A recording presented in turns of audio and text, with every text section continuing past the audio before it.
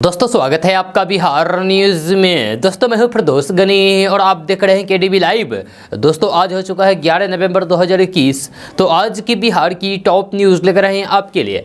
दोस्तों video start करने से पहले आपसे एक रिक्वेस्ट है, अगर आप नए आए इस चैनल पर तो फिर चैनल को सब्सक्राइब करके बेल आइकन को भी प्रेस कर दीजिए और साथ में वीडियो को लाइक कर दीजिए, अपने दोस्तों के साथ शेयर भी कीजिए। तो चलिए दोस्तों स्टार्ट करते हैं आज की पूरे बिहार की टॉप न्यूज़। दोस्तों आज सबसे पहले बिहार की नहीं बल्कि उत्तर प्रदेश से शुरू करते हैं। तो उत्तर प्रदेश के कासगंज के सदर कोतवाली की हवालात में बंद एक युवक की अचानक मौत का मामला सामने आया है।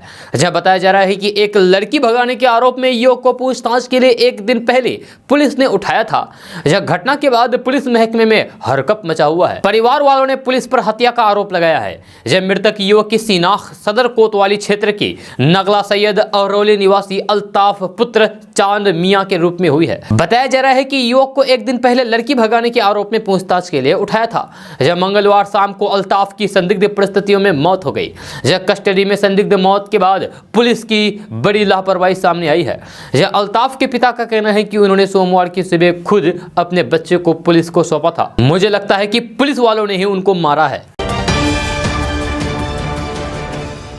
दोस्तों अब बात करते हैं कि 4 दिवसीय लोक आस्था के महापर्व छठ में तमाम संप्रदाय और धर्म के लोग एक होकर सौहार्दपूर्ण ढंग से पर्व मनाते हैं। हमारे सभी पर्व एकता का संदेश देता है और यही एकता पटना के लंगर टोली में मुस्लिम युवकों ने एकता का संदेश दिया है। आज भी धार्मिक सद्भावना के तहत मुस्लिम संप्रदाय के लोगों ने लंगर टोली और फिर उसके आसपास के इलाकों में स्वच्छता अभियान चलाया। जब मुस्लिम युवकों ने यानी कि मुस्लिम लड़कों ने खुद हाथों में झाड़ू लिया और सड़कों की सफाई की, वहां पानी का छिड़काव भी किया है, जिससे छठ व्रत के लिए घाटों पर निकलने के दौरान किसी भी छठ व्रत के श्रद्धालुओं को कोई भी परेशानी नहीं हो। वहीं इलाके के वार्ड पार्षद अफसर अहमद ने कहा है कि हम लोग एक हैं और हमारी ताकत एकता में ही है। यह हम लोग गंगा जमनी तहजीब में विश्वास करते हैं और यही हमारी देश की पहचान है। दोस्तों अब बात करते हैं कि देश में कोरोना संकट आने के बाद रेलगाड़ियों का बढ़ा दिया गया किराया जल्द ही कम होगा। यह ट्रेनों का परिचालन सामान्य होगा और उन पर लगा स्पेशल ट्रेन का टैग भी हटेगा। यह रेल मंत्री अश्विनी वैष्णव ने यह घोषणा की है। कोरोना से पहले रेल टिकट पर जो छूट मिल रही थी वो भी बहाल हो जाएगी। यह रेल मंत्री अश्विनी वैष्णव ने ट्रेनों से स्पेशल टैग हटाए जाने और फिर बढ़ाया हुआ किराया कम करने की घोषणा की है। रेल मंत्री मीडिया से बातचीत करते हुए कहा है कि कोरोना महामारी का प्रकोप कम होता जा रहा है और उसके बाद ही देश भर में ट्रेनों की आवाजाही भी कम होती जा रही है। ऐसे में सरकार कोरोना से पहले की स्थिति बहाल करने पर विचार कर रही है। दोस्तों अब बात करते हैं कि अब आपको सिलेंडर के लिए लाइन में नहीं लगना होगा। ग्राहक अब सिर्फ एक मिस कॉल देकर अपना एलपीजी सिलेंडर बुक कर सकते हैं। इसके अलावा व्हाट्सएप के जरिए भी एलपीजी सिलेंडर बुक कर सकते हैं। हालांकि यह सुविधा अभी केवल इंडियन ऑयल की इंडियन गैस के ग्राहकों को ही मिलेगी। इंडियन गैस के ग्राहक अब एलपीजी सिलेंडर भराने को लेकर बुकिंग महज एक मिस कॉल देकर करा सकते हैं। आपको बता दें कि ग्राहक अब अपने रजिस्टर्ड मोबाइल नंबर से बिना पैसा खर्च किए मिस कॉल देकर सिलेंडर बुक कर सकेंगे। इंडियन ऑयल ने अपने बयान में कहा है कि सुविधा से उन लोगों और फिर बुजुर्गों को राहत मिलेगी। एलपीजी ग्राहक सिलेंडर भराने को लेकर देश में कहीं भी एक मिस कॉल दे सकते हैं और ये नंबर है 8454955555। इस नंबर पर मिस कॉल करके अपना सिलेंडर बुक करा सकते हैं। यह कंपनी ने कहा है कि इस सुविधा से ग्राहकों को बुकिंग के लिए कॉल करने में जो समय लगता था उसकी बचत होगी। दोस्तों बात करते हैं कि बिहार के किशनगंज टाउन थाना क्षेत्र से एक सनसनीखेज मामला सामने आया है।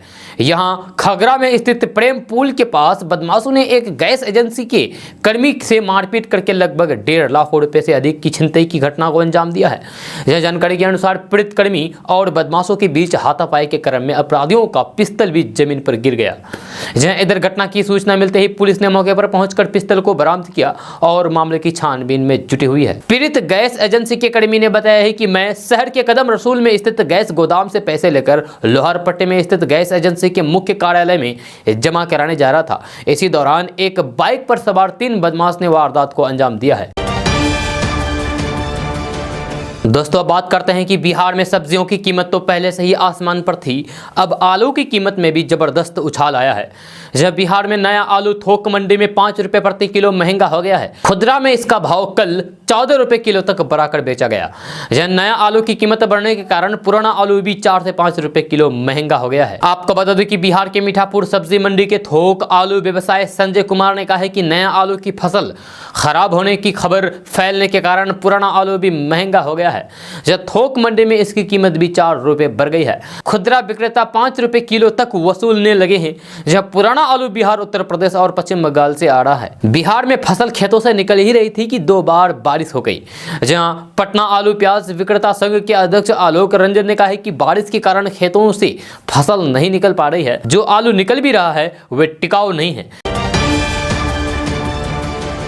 दोस्तों अब बात करते हैं कि मध्य प्रदेश के भोपाल से बीजेपी के सांसद प्रज्ञा सिंह ठाकुर अक्सर अपने विवादित बयानों के लिए चर्चा में रहती है। जब प्रज्ञा सिंह ठाकुर एक बार फिर से बयान को लेकर अपने चर्चा में आए हैं। इस बार प्रज्ञा ठाकुर ने सुबह मस्जिदों से होने वाली अजान पर आपत्ति जताई है। जब मंगलवार को एक कार्यक्रम में प्रज्ञा ठाकुर ने अजान पर कहा है कि ये सुबह सुबह लोगों की नींद हराम करते हैं, मरीजों का ख्याल नहीं रखते और साधु संतों की साधना भी भंग कर देते हैं।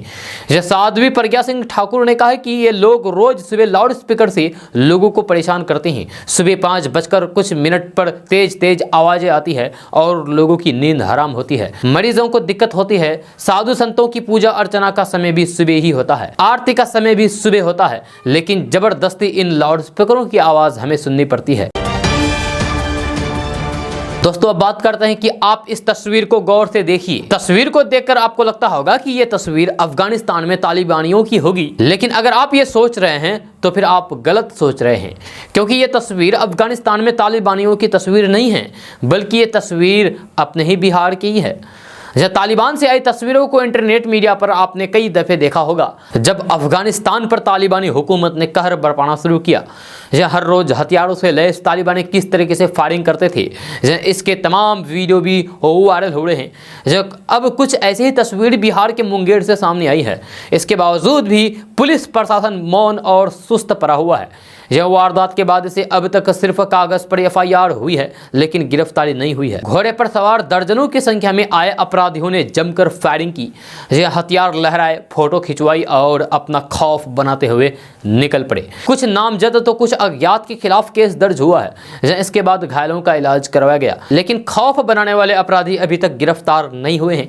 यह मामला मुंगेर के टीकारामपुर दियारा का है, जहां जमीन कब्जा को लेकर तालिबानी अवतार में अपराधी पहुंचे थे और जमकर फायरिंग की गई। दोस्तों बात करते हैं कि छठ महापर्व को लेकर स्टेशनों पर उमड़ने वाली अनावश्यक भीड़ को रोकने को लेकर सोनपुर रेल मंडल प्रशासन ने 9 दिनों के लिए आधा दर्जन से अधिक स्टेशनों के प्लेटफॉर्म टिकट की दर को 10 रुपए से बढ़ाकर 50 रुपए कर दिया है। इसी तरीके का फैसला पंडित दीनदयाल उपाध्याय जनसंघ रेल मंडल के कई स्टेशनों पर भी किया गया है। इसका असर बिहार के 1 दर्जन से अधिक बड़े स्टेशनों पर पड़ेगा। छठ महापर्व के बाद स्टेशनों पर अनावश्यक भीड़ की संभावना एवं कोविड-19 प्रोटोकॉल के माध्यम से रखते हुए सोनपुर मंडल द्वारा कुल 8 स्टेशनों पर वर्तमान प्लेटफॉर्म टिकट का दर यानी कि रेट 10 रुपए से बढ़ाकर 50 रुपए प्रति टिकट कर दिया है। बताया गया है कि इस स्टेशन के अलावा और भी कई सारे स्टेशनों पर रेट बढ़ा दिए गए हैं। यह प्लेटफॉर्म टिकट के रेट 10 रुपए से बढ़ाकर 50 रुपए कर दिए हैं। दोस्तों बात करते हैं कि बिहार में अपराध कम होने का नाम नहीं ले रहा है। जहां अपराधियों ने एक बार फिर से बिहार में प्रॉपर्टी डीलर की हत्या कर दी। पटना के बाद अब समस्तीपुर में अपराधियों ने घटना को अंजाम दिया है। खरना की रात हुई इस घटना से इलाके में सनसनी मच गई है। जब मिल रही जानकारी के अनुसार समस्तीपुर जिले में अपराधियों ने प्रॉपर्टी डीलर रंजन कुमार वर्मा की गोली मारकर हत्या कर दी। दोस्तों अब बात करते हैं कि बिहार में इस साल बेहतर मानसून ने किसानों का खूब साथ दिया। जब जून से लेकर अक्टूबर तक अच्छी बारिश हुई, किसानों को पानी के लिए कभी भी परेशानी नहीं हुई। जहाँ उम्मीद थी कि धान की अच्छी पैदावार होगी, लेकिन धान की बाली निकलने के वक्त ही फसल पर कीटों ने कहर ढा दिया। यह धान की फसल को ही चौपट कर दी है। आखिरकार खामियाजा किसानों को ही भुगतना पड़ा।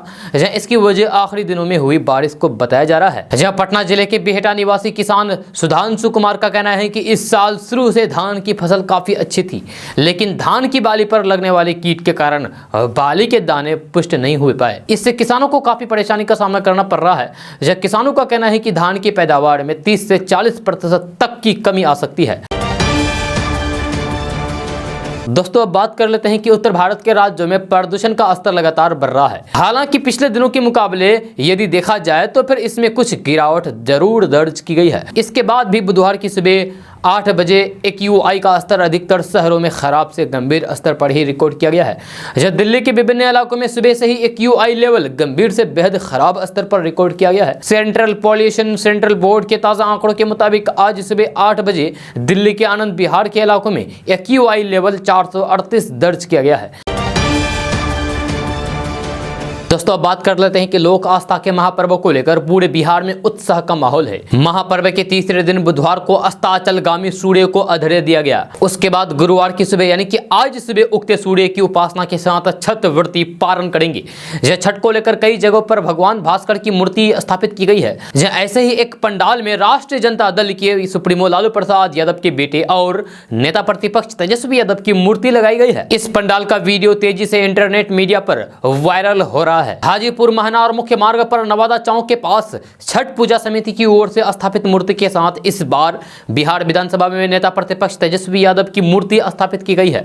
जहां तेजस्वी यादव की मूर्ति लगाई गई है। महुआ के विधायक डॉक्टर मुकेश रोशन ने बताया है कि छठ बिहार का लोक आस्था का महापर्व है। यहाँ पर हर साल भगवान भास्कर की मूर्तियां स्थापित की जाती है। इस बार यहाँ इन मूर्तियों के साथ बिहार विधानसभा में नेता प्रतिपक्ष तेजस्वी यादव की मूर्ति भी स्थापित की गई है। जहाँ आरजेडी विधायक मुकेश रोशन ने कहा है कि लालू प्रसाद यादव के यहाँ की छठ पूजा की चर्चा पूरे देश में होती थी। उन्होंने कहा कि तेजस्वी यादव के चाहने वालों ने ये मूर्ति लगाई है। इस दौरान आरजेडी विधायक ने कहा कि तेजस्वी यादव की मूर्ति लगने से विपक्ष के पेट में दर्द नहीं होनी चाहिए।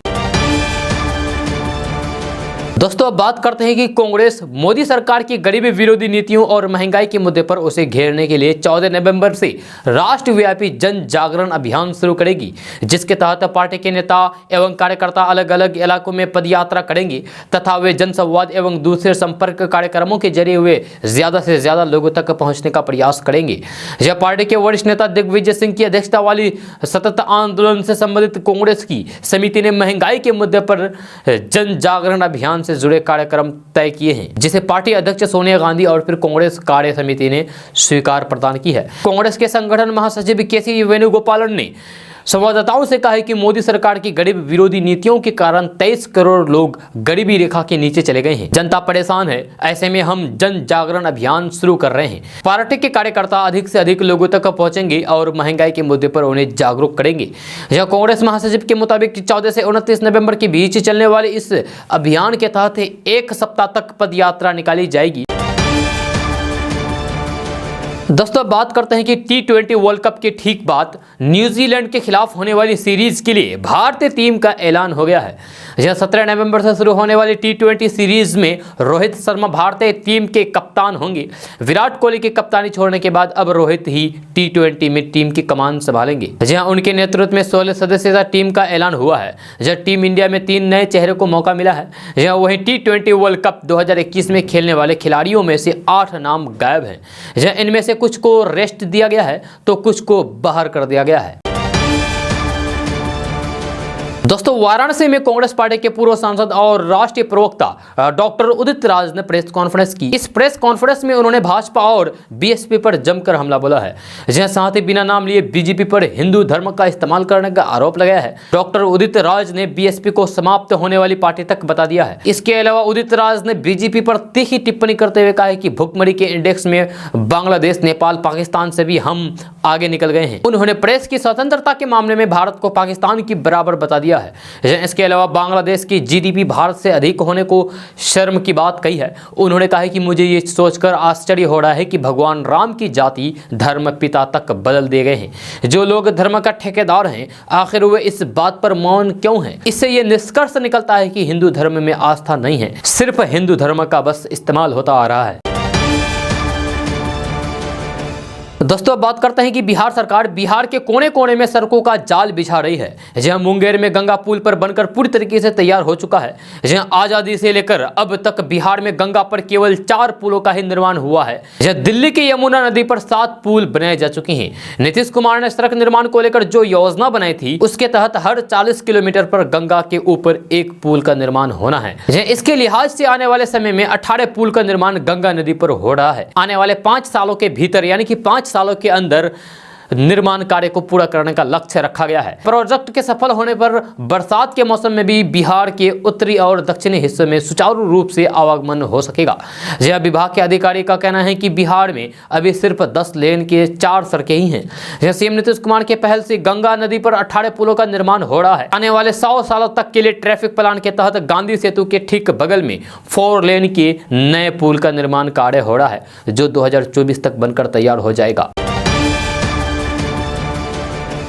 दोस्तों अब बात करते हैं कि बिहार के सुपौल से बड़ी खबर सामने आ रही है। ताजा रिपोर्ट के मुताबिक अवैध वेतन भुगतान को लेकर प्राथमिक शिक्षा निदेशक के आदेश पर डीपीओ सहित 72 शिक्षकों पर केस दर्ज किया गया है।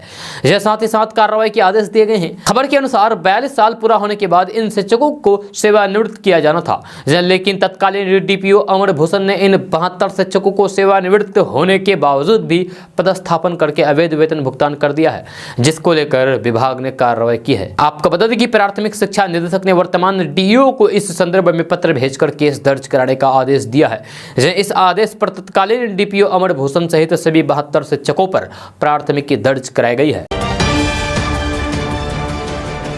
दोस्तों बात करते हैं कि देश में पुनीत राजकुमार और सिद्धार्थ शुक्ला जैसे अभिनेता हार्ट अटैक से जान गंवा बैठे हैं। एक ताजा अध्ययन यानी कि एक ताजा रिसर्च के अनुसार हृदय को सेहतमंद रखना है तो सोने का सही समय पता होना चाहिए। ब्रिटेन के यूनिवर्सिटी ऑफ एक्सटर्स के वैज्ञानिकों ने एक रिसर्च में कहा है कि रात 10 से 11 बजे के बीच सो जाना चाहिए। रिसर्चर प्रोफेसर डेविड प्लान का कहना है कि शरीर की अपनी 24 घंटे चलने वाली आंतरिक घड़ियां होती है, जिसे सर्केडियन रिदम कहते हैं। ये शारीरिक और मानसिक क्रिया में संतुलन बनाने का काम करती है। जब सोने और आराम करने का सही समय तय होने के कारण ये घड़ी असंतुलित हो जाती है। जब वैज्ञानिकों के अनुसार रात 10 बजे से पहले सोने और फिर आधी रात के बाद सोने वाले लोगों में हृदय रोग का खतरा 25% अधिक रहता है। वैज्ञानिकों का कहना है कि समय से ना सोने पर व्यक्ति सुबह की रोशनी के संपर्क में नहीं आ पाता है। इससे बॉडी क्लॉक खुद को रीसेट कर देती है। बड़े लोगों को रात में 7 से 9 घंटे तक सोना चाहिए।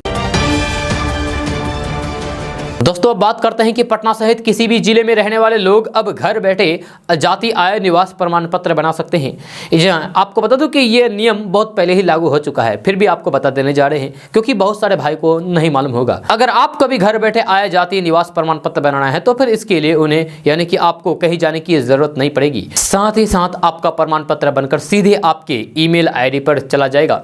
यह खबर के अनुसार बिहार सरकार ने जाति आय निवास प्रमाण पत्र बनाने की प्रक्रिया को ऑनलाइन कर दिया है। ऑनलाइन के द्वारा अपना प्रमाण पत्र बना सकते हैं। इसके लिए आपको आरटीपीएस बिहार की आधिकारिक वेबसाइट पर जाकर आवेदन करना होगा। जाति आय निवास प्रमाण पत्र के लिए आपको आरटीपीएस बिहार की वेबसाइट पर जाकर ऑनलाइन के द्वारा रजिस्ट्रेशन करना होगा। तभी आप ऑनलाइन के द्वारा घर बैठे ही आय निवास और जाति प्रमाण पत्र आराम से बड़ी आसानी से बना सकते हैं।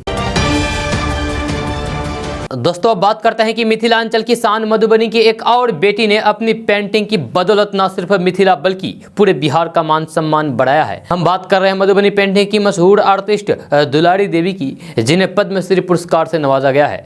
जब मधुबनी जिले के रांटी गांव निवासी दुलारी देवी इस साल पद्मश्री पुरस्कार से नवाजी गई है।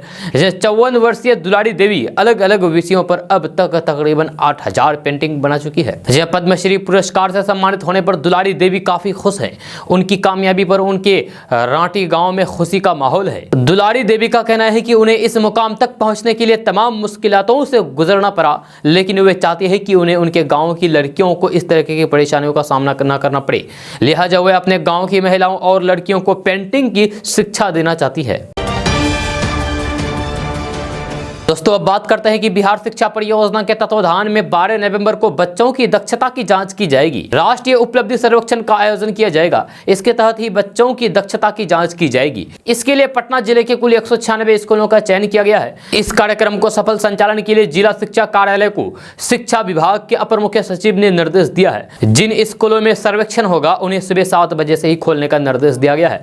इस अभियान में सरकारी एवं निजी दोनों तरह के स्कूल शामिल किया गया है। जब सर्वेक्षण के दौरान स्कूल के सभी शिक्षक, छात्र एवं कर्मचारी मौजूद रहेंगे। जब स्कूल बंद रहता है तो फिर शिक्षा विभाग उसके खिलाफ सख्त से सख्त कार्रवाई कर सकता है। जहां विद्यालय के विशेष साफ सफाई करने का निर्देश दिया गया है। जिला शिक्षा कार्यालय ने स्कूलों को निर्देश दिया है कि सर्वेक्षण के दिन स्कूलों में पेयजल, शौचालय आदि की व्यवस्था होनी चाहिए। स्कूल का कमरा हवादार हो, कमरे में पंखे एवं बिजली की व्यवस्था हो, स्कूल में पेन या फिर पेंसिल की व्यवस्था होना चाहिए।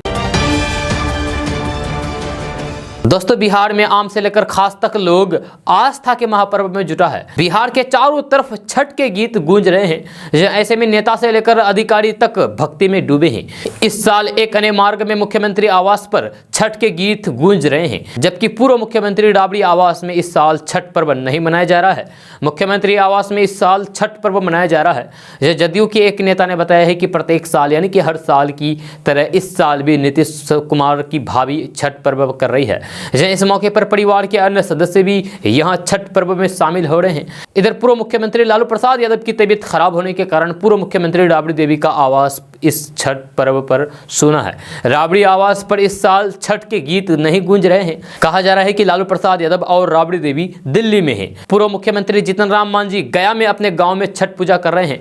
जहां जीतन राम मांझी के परिजनों के मुताबिक मंत्री संतोष मांझी की पत्नी दीपा मांझी सहित पूर्व मुख्यमंत्री जीतन राम मांझी की तीनों बहुएं इस साल छठ पर्व कर रही है। इधर मौजूदा उप मुख्यमंत्री रेणु देवी अपने पैतृक आवास बेतिया में छठ पर्व कर रही है, जबकि उप मुख्यमंत्री तारकेश्वर प्रसाद कटिहार में छठ पर्व के मौके पर लोगों के बीच उपस्थित हैं। भाजपा के प्रदेश अध्यक्ष डॉक्टर संजय जायसवाल अपने पैतृक आवास बेतिया में परिजनों के साथ छठ पर्व मना रहे हैं। बताया जा रहा है कि संजय जायसवाल की पत्नी छठ पर्व कर रही हैं। जहां कांग्रेस के प्रदेश अध्यक्ष मदन मोहन झा की पत्नी भी इस साल अपने पैतृक आवास दरभंगा के मनीगाछी में छठ पर्व कर रही है। दोस्तों अब तक पटना में बढ़ रहे आपराधिक घटनाओं को लेकर ही पटना पुलिस के कामकाज पर सवाल उठते थे, लेकिन अब हाईकोर्ट ने भी पटना पुलिस की तुलना किडनैपरों से कर दी है। जब पटना पुलिस की हरकत पर हाईकोर्ट ने बिहार के गृह सचिव से जवाब मांगा है। मामला बिहार का नहीं है बल्कि झारखंड से जुड़ा हुआ है, जहां रांची हाईकोर्ट ने बिहार पुलिस के लिए ये सख्त टिप्पणी की है। दरअसल मामला झारखंड हाईकोर्ट की अधिवक्ता और सरकार के अपर लोक अभियोजक रजनीश वर्धन से जुड़ा है, जिसे पटना पुलिस ने बीते 7 नवंबर को आधी रात को बिना किसी प्रक्रिया का पालन किए बगैर घर से उठाकर पटना लेकर आ गए। इसके बाद अगले ही दिन वकील की पत्नी श्वेता प्रियदर्शनी ने याचिका दायर की थी। इस याचिका पर जल्द सुनवाई के लिए अदालत से आग्रह किया है। दोस्तों मोदी सरकार की नज़र में बिहार उन राज्यों में शामिल है जिनके 90% घरों में नल के जरिए पेयजल की आपूर्ति हो रही है, यानी कि नल का पानी मिल रहा है। जबकि मुख्यमंत्री नीतीश कुमार के सामने उपलब्धियों की चर्चा के दौरान हर घर नल जल योजना से जुड़े 3 में से 1 विभाग ने 2 महीने पहले ही 99.6% काम पूरा होने का दावा किया था। मुख्यमंत्री ने योजना से जुड़े विभागीय प्रधानों को कहा था कि बचे हुए काम जल्द पूरे किए जाएं। यह दावा 31 अगस्त को हुई मुख्यमंत्री की समीक्षा बैठक में किया गया है। केंद्रीय जल शक्ति मंत्रालय की ताजा रिपोर्ट्स के मुताबिक बिहार अब तक 31 अक्टूबर 2021 तक 100% घरों में नल का जल पहुंचाने वाले राज्यों की सूची में शामिल नहीं है। यह संभव है कि राज्य ने लक्ष्य पूरा कर लिया हो, इसकी जानकारी केंद्र सरकार को नहीं दी गई है। पिछले महीने केंद्र सरकार ने इस योजना की वीडियो कॉन्फ्रेंसिंग के जरिए मध्यावधि समीक्षा की थी, जब बिहार को अपनी उपलब्धियों की जानकारी देनी थी। जब बैठक में लोक स्वास्थ्य अभियंत्रण विभाग के अधिकारी शामिल नहीं हुए थे। जब बताया गया है कि विभाग के अधिकारी उस दिन जनता के दरबार में मुख्यमंत्री कार्यक्रम में व्यस्त थे। 31 अगस्त को मुख्यमंत्री नीतीश कुमार ने वीडियो कॉन्फ्रेंस के जरिए नल जल योजना की समीक्षा की। दोस्तों अब बात करते हैं कि पटना सहित बिहार के सभी जिलों के सरकारी कर्मचारियों को नीतीश सरकार ने बड़ा तोहफा दिया है। ताजा रिपोर्ट्स के मुताबिक बिहार के सरकारी कर्मचारियों को 1 जुलाई 2021 से अब 28 की जगह 31% डीए मिलेगा। इसको लेकर बिहार कैबिनेट ने स्वीकृति भी दे दी है। खबर के मुताबिक केंद्र सरकार के तर्ज पर बिहार सरकार ने भी सरकारी कर्मचारियों के लिए डीए बढ़ाने का फैसला लिया है। इससे ये साफ हो गया है कि नीतीश सरकार बिहार के सभी सरकारी कर्मचारियों और सभी पेंशनधारियों को 31% डीए देगी। जी आपको बता दूं कि पहले राज्य कर्मियों का डीए 28% था।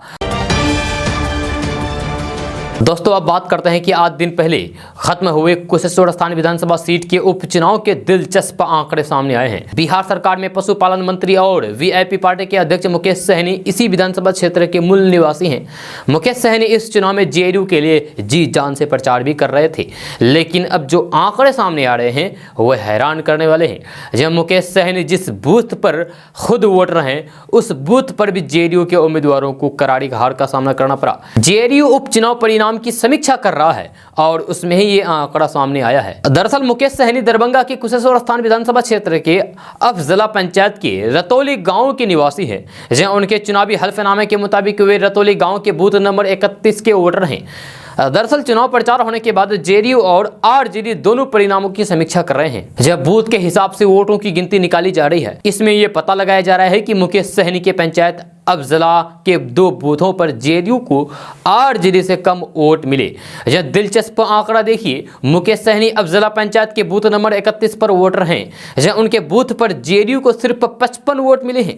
जहां इसी बूथ पर आरजेडी के उम्मीदवारों को 480 लोगों ने वोट दिया। जहां अफजला पंचायत का एक और बूथ है मतदान केंद्र यानी कि बूथ नंबर 34। इस बूथ पर भी जेडीयू को आरजेडी से कम वोट आए। जहां इस बूथ पर जेडीयू को 130 और आरजेडी को 191 वोट मिले। दिलचस्प बात यह भी है कि मुकेश सहनी की पार्टी वीआईपी के दरभंगा जिला अध्यक्ष विनोद बम्बर भी अफजला पंचायत के ही हैं। वो इस पंचायत के मुखिया भी रह चुके हैं, फिर भी इसी पंचायत में जेडीयू का यह हाल है। दोस्तों अब बात करते हैं कि भोजपुरी सिनेमा के सुपरस्टार खेसारी लाल यादव ने अपना पुराना दर्द बुधवार को जाहिर किया है। जहां उन्होंने कहा है कि अपने कैरियर की शुरुआत में लोगों के उपहास का सामना करना पड़ा था। खेसारी लाल यादव ने कहा है कि वे अपने कैरियर की शुरुआत लौंडा नाच से किए थे, तब इसे हेट की दृष्टि से देखा जाता था। जहां उनका ये दर्द तब उमड़ा जब भोजपुरी के महान कलाकार भिखारी ठाकुर के साथी रामचंद्र मान जी को राष्ट्रपति रामनाथ कोविंद ने पद्मश्री सम्मान से नवाजा।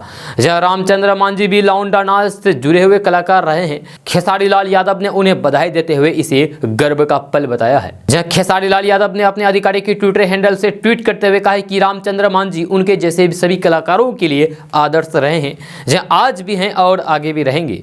आपको बता दूं कि खेसारी लाल यादव मूल रूप से बिहार के सारण छपरा जिले के रसूलपुर चट्टी गांव के रहने वाले हैं। जहां उनका परिवार बेहद गरीब था।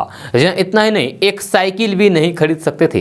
खेसारी लाल यादव शुरुआती दौर में ग्रामीण क्षेत्र में होने वाले छोटे मोटे आयोजनों में नाचा करते थे। आप सोच रहे होंगे कि लौंडा नाच किसे कहते हैं, तो आपको बता दें कि लौंडा नाच की विधा में लड़का ही लड़की की वेश धारण करके नाचता है। जहां इससे खेसारी लाल यादव को थोड़े बहुत पैसे भी मिला करते थे। बाद के दिनों में वे आजीविका के लिए दिल्ली गए, वहां फुटपाथ पर लिट्टी बेची। वे फिर से बिहार आए तो उनके गाने को पसंद किया जाने लगा और उनकी किस्मत खुल गई। दोस्तों बात करते हैं कि आरजेडी के नेता लालू प्रसाद यादव ने अपने छोटे बेटे तेजस्वी यादव के जन्मदिन पर उन्हें बधाई दी और उन्हें नए विजन के साथ बिहार को आगे ले जाने का आशीर्वाद दिया। यह जन्मदिन पर उन्होंने अपने ट्विटर हैंडल पर एक तस्वीर लगाई जिसमें वे अपनी पत्नी राबड़ी देवी के साथ बगीचे में बैठे हैं और तेजस्वी यादव उन्हें एक पौधा लगा गमला दे रहे हैं। जन्मदिन के बधाई संदेश में लालू प्रसाद यादव ने लिखा है कि प्रिय तरुण तेजस्वी यादव, आप बिहार के जन जन की खूब सेवा करें, एक नए विजन और जनोपयोगी मनोयोग के साथ बिहार को खूब आगे ले जाएं। जन्मदिन पर यही आशीष देते हैं। संघर्ष ऊर्जा और निडर मन के साथ शांत मस्तिष्क, संवेदनशील हृदय और मृदुल वाणी बनाए रखें एवं बिहार को वांछित नेतृत्व प्रदान करें।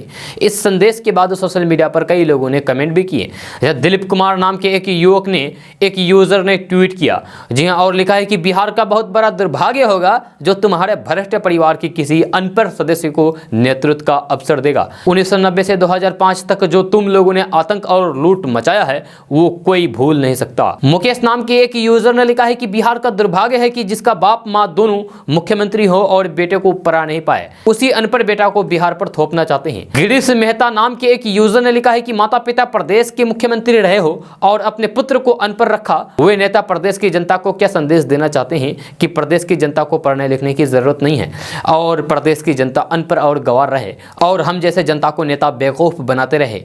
अरुण कुमार कौशल नाम के एक यूजर ने लिखा है कि लालू जी का उत्तराधिकारी बनने के योग्य बड़ा बेटा तेज प्रताप यादव है, छोटा बेटा तेजस्वी यादव नहीं। अपने ट्वीट में लिखा है कि आपका बड़ा बेटा आपका उत्तराधिकारी है।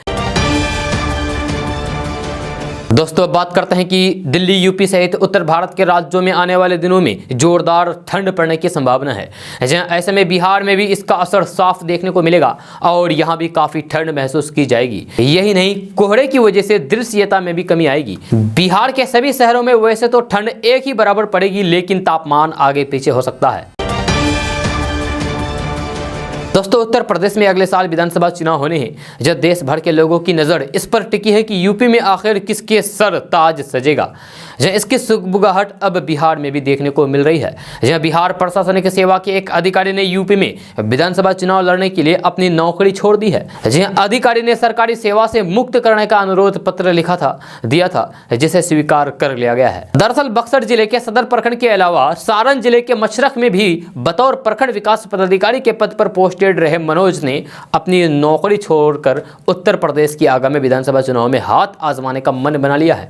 जहां मनोज मूल रूप से उत्तर प्रदेश के ही गाजीपुर जिले के रहने वाले हैं। वे गाजीपुर जिले के अंतर्गत मोहम्मदाबाद विधानसभा निर्वाचन क्षेत्र में काफी एक्टिव नजर आ रहे हैं। मनोज ने छपरा में पदस्थापना के समय ही सरकारी सेवा से मुक्त करने का अनुरोध पत्र दिया था।